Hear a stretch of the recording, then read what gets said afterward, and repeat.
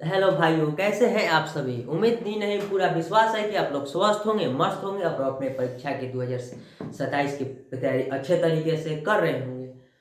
तो हम आज आपके लिए क्लास 12 के हमारा जो है क्लास चौथा क्लास है, ये इसमें प्रश्न संख्या 31 से 40 तक रहेगा।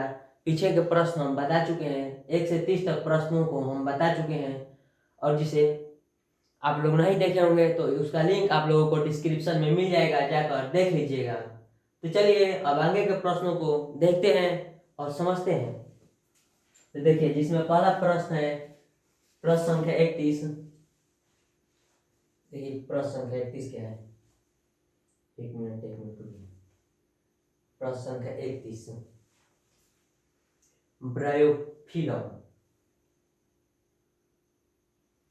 देखिए प्रश्न संख्या 31, ब्रायोफिलम अजूबा में जन्म कहाँ से होता है। ब्रायोफिलम अजूबा में जन्म कहाँ से होता है। पहला ऑप्शन है हमारा जड़।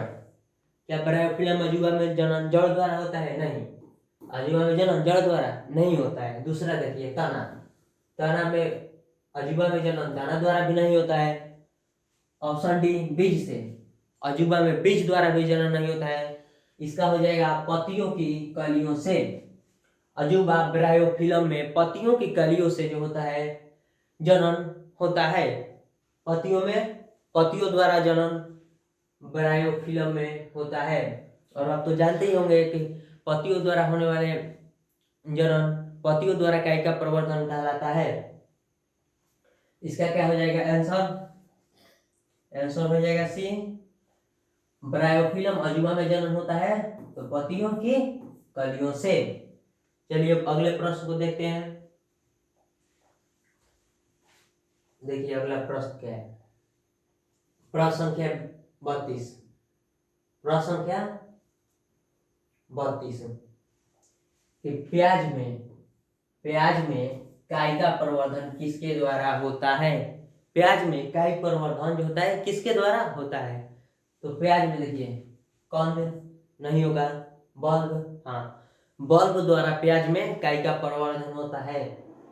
तो काई का प्रवर्धन किसके द्वारा होता है प्याज में? तो प्याज में काई का प्रवर्धन बल्ब द्वारा होता है।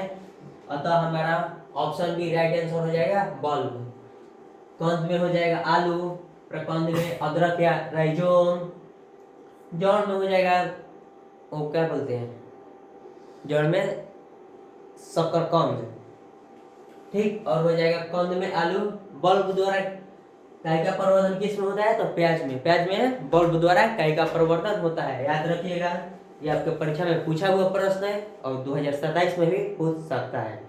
तो चलिए अगले प्रश्न संख्या 33 को देखते हैं। देखिए प्रश्न संख्या 33 क्या है। प्रश्न संख्या 33, उभयचर पादपों में निषेचन के लिए क्या आवश्यक है। उभयचर जो पादप होते हैं उनमें निषेचन के लिए क्या आवश्यक है। पहला वायु, दूसरा प्रकाश, तीसरा जल या मिट्टी। उभयचर पादपों में निषेचन, उभयचर पादपों में निषेचन जो होता है वो जल द्वारा होता है। उभयचर पादपों में निषेचन जल द्वारा होता है। इसके द्वारा होता है उभयचर पादपों में निषेचन जल द्वारा। इसका राइट आंसर हो जाएगा जल, ठीक। याद रखिएगा, पूछेगा उभयचर पादपों में निषेचन किसके द्वारा होता है। तो उभयचर पादपों में निषेचन जल द्वारा होता है। चलिए अगले प्रश्न संख्या 34। देखिए प्रश्न संख्या 34 क्या है। अंड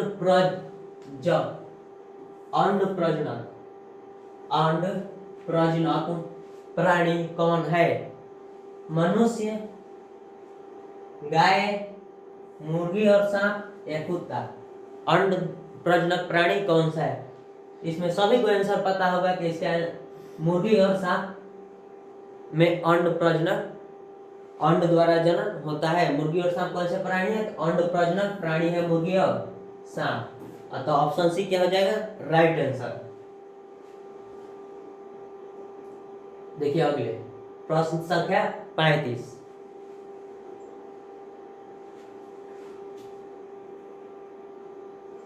देखिए प्रश्न क्या है। सजीव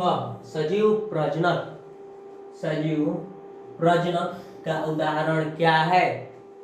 मेंढक, मछलियां, मनुष्य या मुर्गी।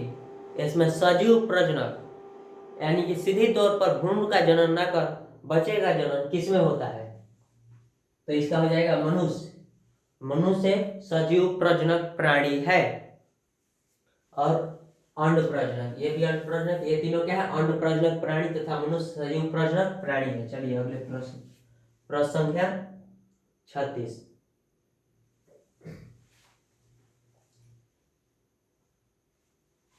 देखिए प्रश्न संख्या 36 क्या है। कायिक अवस्था को जंतुओं में क्या कहते हैं? पूछ रहा है प्रश्न, कायिक अवस्था को जंतुओं में क्या कहते हैं? पहला प्रौढ़ावस्था, किशोरावस्था, बाल्यावस्था या वृद्धावस्था। कायिक अवस्था को जंतुओं में क्या कहते हैं? इसका राइट आंसर हो जाएगा हमारा ऑप्शन बी, किशोरावस्था। किशोरावस्था को जंतुओं में क्या कहते हैं? सॉरी, जंतुओं में कायिक अवस्था को किशोर अवस्था कहते हैं। जंतुओं में कायिक अवस्था को क्या कहते हैं? किशोर अवस्था। चलिए अगले प्रश्न, प्रश्न संख्या 37। प्रश्न संख्या 37। देखिए प्रश्न संख्या 37 क्या है कि मेंढक में क्यांतरण किसके द्वारा नियंत्रित होता है? मेंढक में क्यांतरण किसके द्वारा नियंत्रित होता है? Option A adrenaline, thyroxine hormone, adrenaline, thyroxine hormone, insulin या ऑक्सीटोसिन। मेंढक में क्यांतरण किसके द्वारा नियंत्रित होता है? इसका राइट आंसर आप लोग बताइएगा कमेंट में कि मेंढक में क्यांतरण किसके द्वारा नियंत्रित होता है। हम चलते हैं अगले प्रश्न पर। इस प्रश्न का आंसर अगले वीडियो मिलेगा। इस वीडियो के कमेंट में आप लोग इस प्रश्न संख्या 37 का आंसर बताइएगा कि मेंढक में क्यांतरण का नियंत्रण किसके द्वारा होता है? एड्रेनालिन, थायरॉक्सिन हार्मोन, इंसुलिन या ऑक्सीटोसिन। चलिए इसका आंसर आप लोग कमेंट में बताइएगा और जरूर बताइएगा। चलिए अगले प्रश्न, प्रश्न संख्या 38। जलकुंभी को बंगाल का आतंक क्यों कहते हैं? जलकुंभी को बंगाल का आतंक क्यों कहते हैं? देखिए जलकुंभी को बंगाल का आतंक इसलिए किया जाता है क्योंकि जल से ऑक्सीजन को खींच लेता है। तो देखिए ऑप्शन बी हो जाएगा। ऑप्शन बी क्या करता है? जल से ऑक्सीजन को खींच लेता है, इसलिए जलकुंभी को बंगाल का आतंक कहा जाता है, क्योंकि जलकुंभी जो होता है जल से ऑक्सीजन को खींच लेता है। अतः इसका ऑप्शन बी क्या हो जाएगा? Right answer. चलिए अगले प्रश्न, प्रश्न संख्या 29। देखिए प्रश्न संख्या 29 क्या है।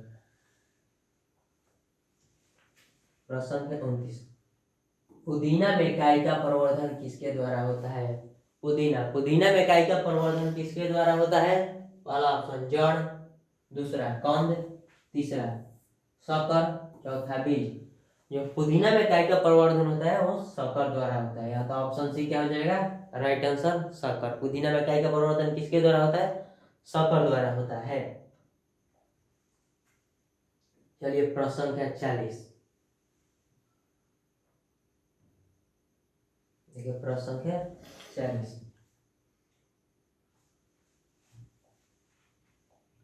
ये हम आप लोगों को चैप्टर 1 के जब सब्जेक्टिव प्रश्न हल करा रहे थे तभी आप लोगों को बताए थे। देखिए ऑप्शन प्रश्न क्या है, किसी जीव की प्राकृतिक मृत्यु तक की अवधि क्या कहलाती है? मतलब प्रश्न यह कहना है कि किसी जीव की जन्म से लेकर प्राकृतिक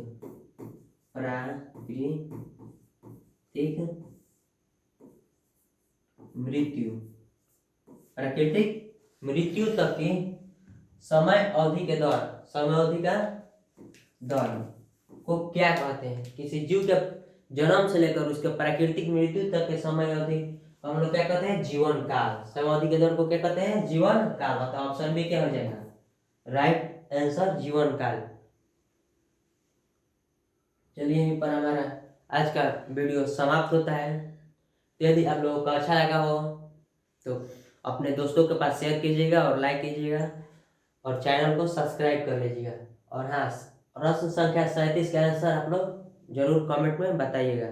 तब तक के लिए जय हिंद।